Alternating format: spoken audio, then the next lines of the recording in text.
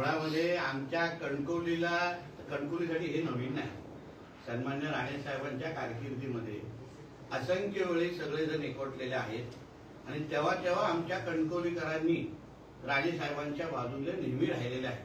शेवटी राणे साहेबांच्या कणकवलीची ताकद बघा, जे कोणाला जमलं नाही शिंदे आणि ठाकरेंना एकत्र आणण्याचं, ते राणे साहेबांच्या कणकवलीने करून दाखवलेलं आहे।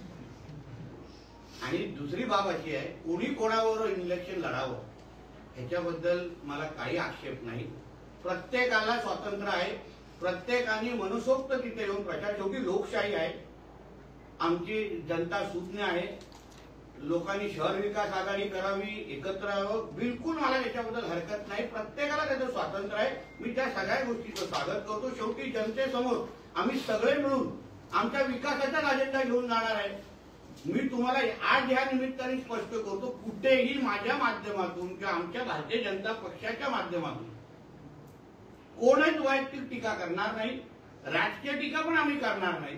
आम्ही एवढंच आमच्या भाषणातून, आमच्या इंटरव्ह्यूतून, आमच्या संवादातून तुम्हाला कळेल की आम्ही कणकवलीसाठी, मालवणसाठी, वेंगुर्ल्यासाठी आणि आमच्या सावंतवाडीसाठी विकास काय करू पाहतोय, एवढंच आमच्या तोंडातून निघणार आहे। कोणी कितीही आरोप करून दे, तुम्ही कितीही ब्रेकिंग न्यूज चालवा, तुम्हाला काही पण आमच्याकडून उत्तर तुम्हाला फक्त विकासाची भाषेचं मिळणार।